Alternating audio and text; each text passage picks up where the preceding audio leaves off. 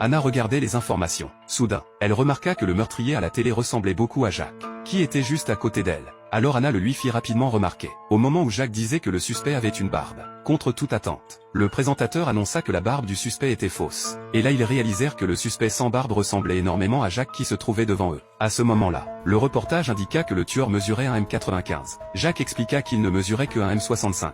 Cependant, il s'avéra que c'était un lapsus du présentateur. La taille réelle du suspect était bien 1m65.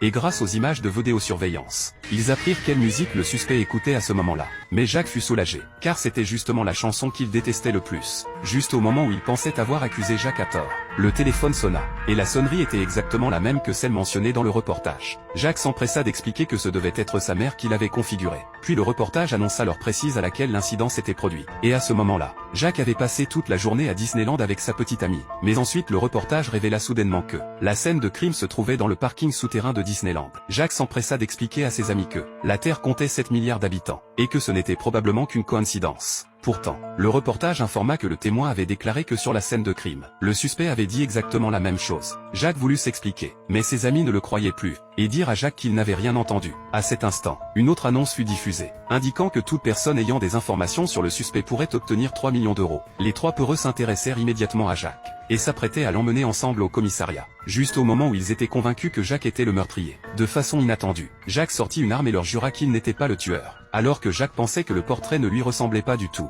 il réalisa soudain qu'il avait été trahi. Jacques demanda à sa petite amie de se cacher sur le côté, puis ordonna immédiatement à Mike et aux autres de s'asseoir. De manière inattendue, Jacques fut attaqué par Anna, en entendant qu'il prévoyait d'emmener Jacques pour toucher la récompense, et que son arme avait été confisquée par Mike. Jacques était au bord de la crise de nerfs. À cet instant, un autre message fut diffusé, annonçant que le tueur avait été arrêté. Cela les mit tous extrêmement mal à l'aise. Alors Anna détacha immédiatement Jacques. Mais juste au moment où il lui enlevait la corde et lui rendait son arme, soudain la dernière nouvelle tomba à la télévision. Ils avaient arrêté la mauvaise personne.